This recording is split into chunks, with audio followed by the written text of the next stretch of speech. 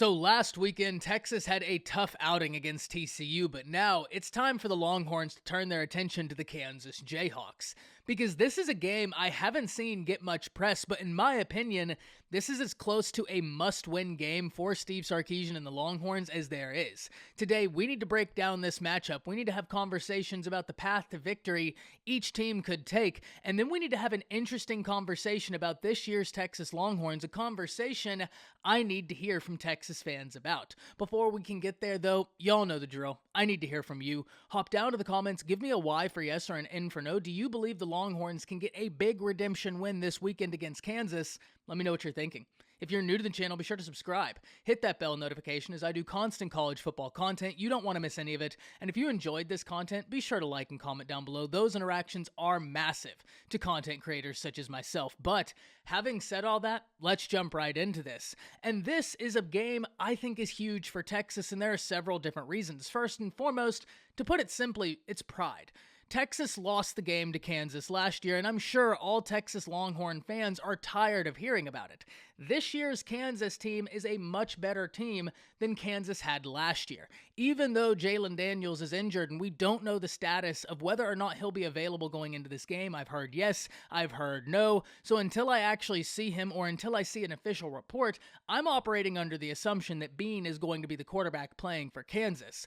No matter who the quarterback is, though, it is a much improved Jayhawks football team. So getting this win would be big for the Texas Longhorns. And even though Kansas has been dropping some games here recently, when you look, it's all been by small margins. This is still a Kansas team that's playing tough football, and the Texas Longhorns are going to have to overcome that.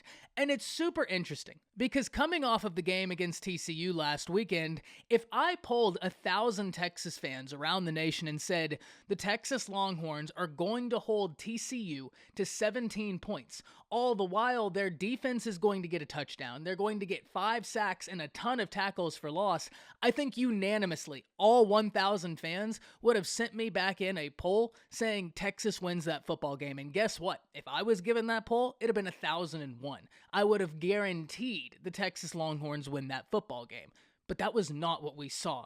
And over the past few games, Texas's offense has left a lot to be desired. And in particular, I get he's a young quarterback, but over the previous 3 games, Quinn Ewers is averaging a completion percentage of 46.83%.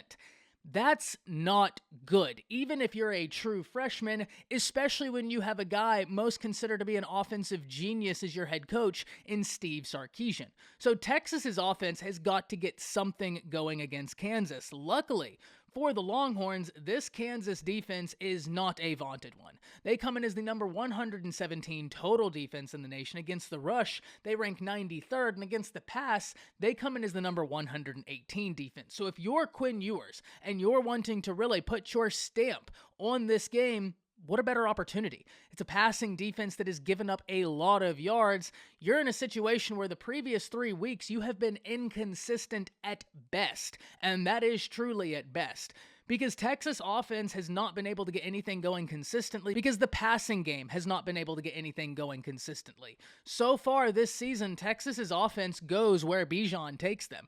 And that's not all bad. Remember, Bijan is one of the most gifted players in the nation, but whenever you have the talent the Longhorns have at their disposal, you would hope that your quarterback would be able to have more of an effect on the game and really be able to take some of the pressure off of Bijan than he has up to this point. So this is why I say, if you're Quinn Ewers in the Texas offense, you've got to take some of the pressure off of Bijan, especially when you're playing a secondary that's been as porous as the Kansas secondary. And you have got nothing but weapons on the outside. Xavier Worthy, you have Brennan Thompson, you have Whittington. There's a lot of different names. At the tight end position, guys, y'all know how I feel about Ja'Tavion Sanders. I think he's one of the most gifted tight ends in the nation, and I am really excited for what the future is going to hold there. But you also have Jaleel Billingsley, and we know Texas runs a lot of 12 personnel. Having Sanders and Billingsley on the same field at the same time just sounds like matchup nightmare. I want to even take it further. You have Billingsley, you have Sanders, you have Worthy, you have Bijan. That's a lot for a defense to try and account for. They are being spread real thin, and especially when that defense is already 118th in the nation against the pass, I think opportunities are going to present themselves. However, over the course of the previous 3 games, opportunities have presented themselves. And so far, Quinn Ewers has not been able to take advantage of the opportunities. Now, make no mistake, I'm not saying Texas needs to move from Quinn. This is a phenomenally gifted quarterback, but he's a young quarterback, and some of these struggles are going to happen. It's just going to be very important to see him play through them, because that's when you can really sit there and feel great about what the future will hold. I think you need to be positive anyways about what the future will hold because of how gifted Quinn Ewers is, but if he can start playing through some of the inconsistencies he's had, that's when you start feeling really excited. But if you're Kansas, what are you going to do to take it to the Texas Longhorns? And it's interesting because when we look at the defensive stats for Texas, it's not a defense that you're super scared of. But if you watched what they did against TCU, this Texas defense has been playing decent football. It's been an inconsistent defense, but when they show up to play, they've showed up to play. And I think they can take advantage of being the quarterback, and if it's not Jalen Daniels. And I know, I said I was the guy who sat here and said Bean has been a good quarterback, and he has. The one thing Bean has been prone to this year is turnovers, because he has 14 touchdowns to 4 interceptions. So while he is a good quarterback who can still hurt defenses, go back and watch what he did when they played TCU and Jalen Daniels went down. He came in there, that offense really didn't miss too much of a beat. The only problem he's had this year, turnovers.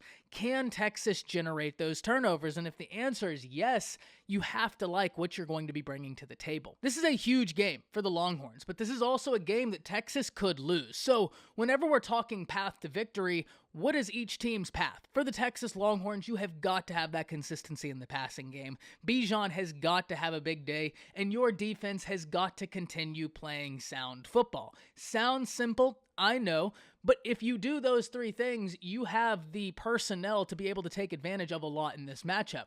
If you're Kansas, what's the name of the game?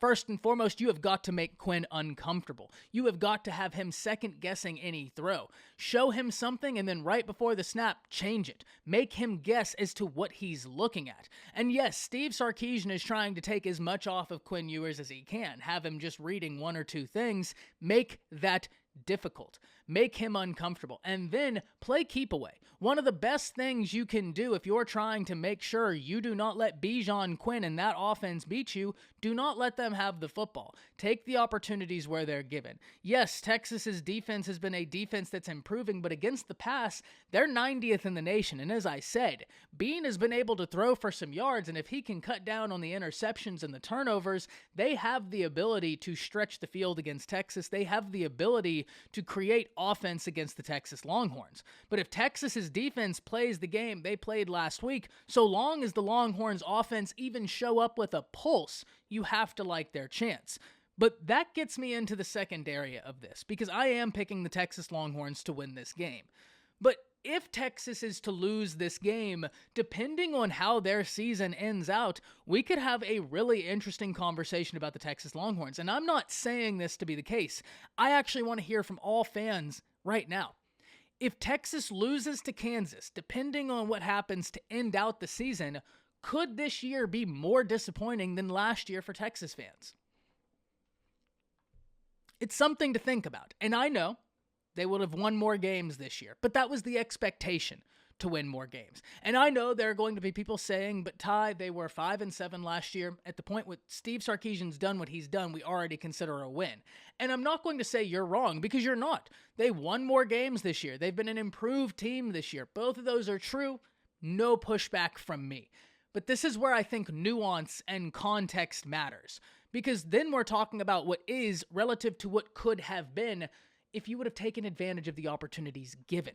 And what I mean is, if Texas loses to Kansas and does not finish out this season in a strong fashion, the conversation isn't going to be what was from a lot of Texas fans. The conversation is going to be what could have been, based on the talent you had and based on the early results from Quinn Ewers. But over the past few games, those early results are now a distant memory. It's crazy to think that a few weeks ago, everybody was collectively arguing if Quinn Ewers doesn't get hurt against Alabama, Bama might lose that game. And now those arguments, they seem distant in the Texas fans' mind, and what seems much more prevalent is the fact that their phenom quarterback is averaging 40 46% completion percentage right now.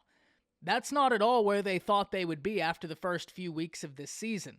And it's going to be interesting to see how Texas ends it out. But this is why I think this is a must-win game for the Texas Longhorns. You've had some snags this season. Play through it. If you show everybody, hey, we hit some snags, it's all good, young quarterback figuring himself out, no worries. He played through it, and now the future is really bright. Nobody can hold that against you. Because depending on how this season ends for Texas, that whole conversation I just prompted of, is this season more disappointing than last, is moot. If Texas goes out there and plays to their ability, takes the opportunities present, that whole conversation we just had goes out the window. Because the answer would have been given to us.